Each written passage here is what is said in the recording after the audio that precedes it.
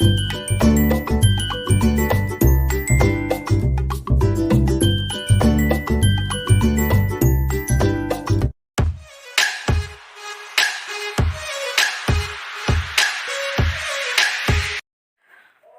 राधे, कैसे हो आप लोग।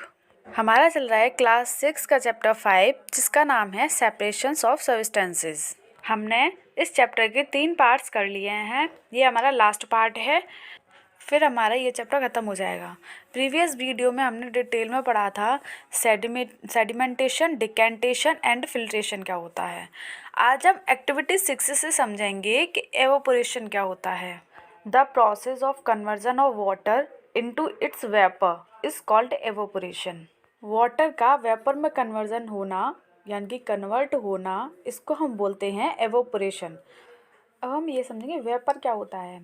वेपर होता है, आपने घरों में कभी पानी गर्म किया होगा, जैसे जैसे वो तेज़ बॉयल होता जाता है उसमें से धुआं निकलने लग जाता है, वो वेपर होता है। पर हमको वो दिखाई नहीं देता, मतलब पानी की फॉर्म में वो हमको दिखाई नहीं देता कि ये वाटर है कि नहीं। तो हम क्या करते हैं कि उसके ऊपर अगर हम प्लेट रख दें तो उसके ऊपर कुछ बूंदें जमा हो जाएंगी उस धुएं से, तो वही होता है हमारा वेपर। मतलब जो वाटर है वो इवोपोरेट हो रहा है वेपर की फॉर्म में, इसी को हम बोलते हैं evaporation process. The process of evaporation takes place continuously wherever water is present. जहाँ पर पानी प्रेजेंट रहता है हमेशा, जैसे कि हमारा रिवर है, पॉन्ड है, वहाँ पर पानी प्रेजेंट रहता है, तो वहाँ पर ये एवोपोरेशन की प्रोसेस कॉन्टिन्यूसली चलती रहती है। Where do you think salt comes from. क्या आपने कभी सोचा है कि जो नमक है वो कहाँ से आता है। Sea water contains many salts mixed in it. जो सी वाटर होता है उसके अंदर बहुत सारा सॉल्ट मिक्सड रहता है। Once of the salt is the common salt. जो हमको समुद्र से मिलता है वो ज़्यादातर कॉमन सॉल्ट होता है, जो हम घरों में यूज़ करते हैं, वो सफ़ेद वाला। When sea water is allowed to stand in shallow pits, water gets heated by sunlight and slowly turns into water vapor through evaporation. जो समुद्र का पानी होता है वो ठहराव वाला नहीं होता, वो मतलब ऐसे वेव वाला होता है। तो जो वेव वाला वाटर होता है यानी कि जो हिलता डुलता रहता है, वो वाला पानी में एवोपोरेशन जल्दी नहीं होता। जो ठहराव वाला पानी होता है उसमें एवोपोरेशन जल्दी होता है। तो वो क्या करते हैं, जो सी वाटर होता है उसको लेते हैं और सैलो पिट्स बनाते हैं। जगह जगह पिट्स। मान लो अभी मैं इमेज दिखाऊंगी आपको, उसमें आपको समझ में आ जाएगा पिट्स कैसे। तो वो लोग पिट्स बनाते हैं, उसमें वाटर को स्टोर करते हैं, तो कुछ दिनों के बाद सनलाइट के द्वारा वो इवोपोरेट हो जाता है हीट होके, और हमारे पास क्या बच जाता है, सॉलिड फॉर्म में सॉल्ट बच जाता है। In a few days the water evaporate completely living behind the solid salt. हमारे पास क्या रह जाता है, सॉल्ट रह जाता है। Common salt is then obtained from this mixture of salts by further purification. फिर उसके बाद क्या होता है, सॉल्ट को प्यूरिफिकेशन के द्वारा प्यूरिफाई किया जाता है। इसके बाद हम उसको सॉल्ट को यूज़ करते हैं। तो इसमें हमने कौन सी मेथड का यूज़ करा, हमने इसमें यूज़ करा एवोपोरेशन मेथड का। ये है डायग्राम, इसमें ऐसे पिट्स बना देते हैं, तो इसमें हम सी वाटर को स्टोर करके रखते हैं। कुछ दिनों के बाद हमारे पास सॉल्ट मिल जाता है हमको। एक्टिविटी 7 ये हमारी एनसीईआरटी की बुक में दे रखी है। तो इसमें क्या करना है, take a mixture of sand and salt. आपको एक मिक्सचर लेना है सैंड का और सॉल्ट का। How will we separate these. तो आप इनको दोनों का अगर हमें सेपरेट करना हो, सॉल्ट को और सैंड को, तो आप कैसे सेपरेट करोगे। We already saw that hand picking would not be practical method for separation these. तो हैंड पिकिंग मेथड से तो हम इसको सेपरेट नहीं कर सकते। Keep this mixture in a beaker and add some water to it. तो हमें क्या करना है, इसके अंदर कुछ वाटर ऐड कर देना है। Leave the beaker aside for some times. और कुछ देर के लिए उसको एक साइड में रख देना है और छोड़ देना है। Do you see the sand settling down at the bottom. आप देखोगे कुछ देर बाद कि जो सैंड है वो नीचे सेटल डाउन हो गई है। The sand can be separated by decantation and filtration method. तो आप उस सैंड को सेपरेट कर दोगे डिकेंटेशन और फिल्ट्रेशन की मेथड से। डिकेंटेशन और फिल्ट्रेशन प्रीवियस वीडियो में अच्छे से पढ़ चुके हैं। What does the decanted liquid contain. तो जो आपने डिकेंटेशन की प्रोसेस करके उस लिक्विड को अलग किया है यानी कि सेपरेट किया है, तो उसको हम डिकेंटेड लिक्विड बोलते हैं। तो उस डिकेंटेड लिक्विड में आपको क्या मिलेगा, now we need to separate salt and water from the decanted liquid. तो डिकेंटेड लिक्विड में हमको मिलेगा सॉल्ट, क्योंकि हमने डिकेंटेशन और फिल्ट्रेशन के मेथड से सॉइल को अलग कर दिया था, यानी कि सैंड को अलग कर दिया था। तो हमारे पास डिकेंटेड लिक्विड में घुला हुआ सॉल्ट रह जाएगा। Now we need to separate salt and water from the decanted liquid. तो हमें क्या करना है, अब हमने सैंड तो अलग कर दिया, अब हमको इस डिकेंटेड लिक्विड में से जो उसमें सॉल्ट घुला हुआ है उसको हमें सेपरेट करना है। तो हम कैसे करेंगे, transfer this liquid to a kettle and close its lid.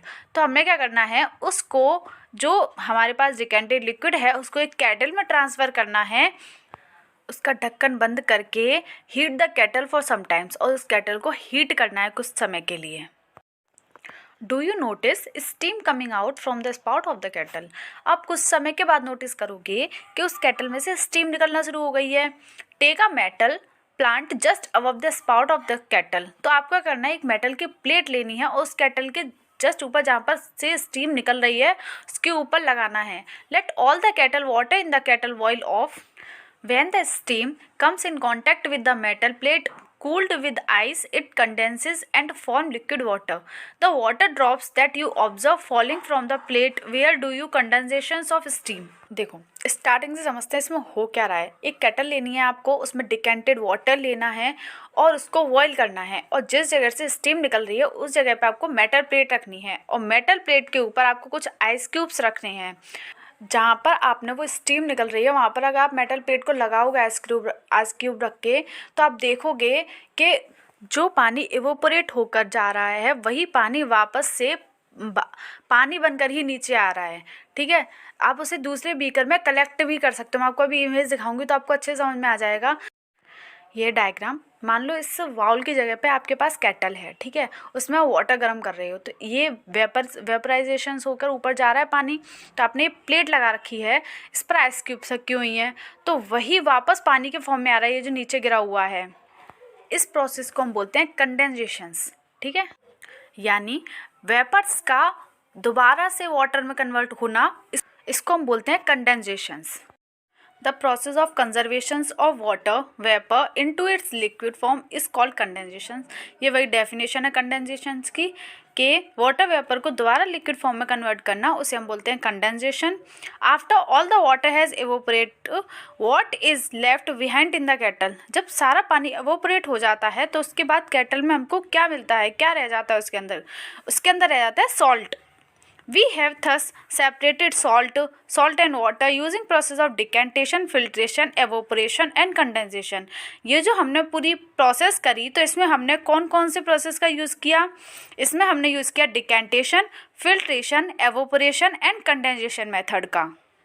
क्योंकि जब हमने सॉइल को सेपरेट किया था, यानी कि सैंड को सेपरेट किया था, तो हमने डिकेंटेशन और फिल्ट्रेशन मेथड का यूज़ किया था, और जब हमने सॉल्ट को अलग किया तो हमने इवोपोरेशन और कंडेंसेशन मेथड का यूज़ किया था।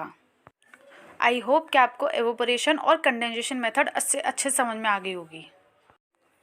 एक्टिविटी 8, इसमें हम ये सीखेंगे कि अगर हम किसी भी सब्सटेंस को ज़्यादा मात्रा में घोलने की कोशिश कर रहे हैं तो वो कम्प्लीटली घुलता रहता है या फिर नहीं घुलता है। You will need a beaker और a small pan, a spoon, salt and water. आपको एक बीकर लेना है या फिर कोई भी पैन ले लो, उसमें वाटर लेना है और एक स्पून सॉल्ट उसमें डालना है। Pour half a cup of water in the beaker. Add 1 teaspoonful of salt and stir it well until the salt dissolve completely। आपको करना है, एक बीकर लेना है और उसमें वाटर लेना है और उसमें 1 टीस्पून आपको सॉल्ट डालनी है, उसको स्टर करना है यानी कि चलाना है और डिज़ोल्व करना है उसे completely. Again add a teaspoonful of salt and stir well। Go on adding salt 1 teaspoonful at a time and stir। आपको करना अगेन एंड अगेन 1 टीस्पूनफुल सॉल्ट उसमें डालनी है और स्टर करना है अच्छे से, दोबारा मतलब वापस आपको यही करते जाना है। After adding a few spoons of salt do you find that some salt remains undissolved and settles the bottom of the beaker. जब आप उसमें घोलते जाओगे एक पॉइंट ऐसा आएगा कि उसमें घुलना बंद हो जाएगा और नमक नीचे की साइड में सेटल डाउन होने लग जाएगा। The solution is now set to be saturated solution. उस सॉल्यूशन को हम बोलते हैं सैचुरेटेड सॉल्यूशन। मीन्स किसी भी कंपाउंड को हम उस सॉल्यूशन में घोल रहे हैं, उसकी मात्रा उसमें इनफ हो गई है, उससे ज़्यादा उसमें नहीं घुल सकता, तो उस सॉल्यूशन को हम बोलते हैं सैचुरेटेड सॉल्यूशन। जब किसी पानी में हम किसी और चीज़ को ना घोल सकें, उसको हम बोलते हैं सैचुरेटेड सॉल्यूशन। ये हिंदी में उसकी डेफिनेशन हो गई। अब हमारा चैप्टर ये आज यहीं ख़त्म होता है।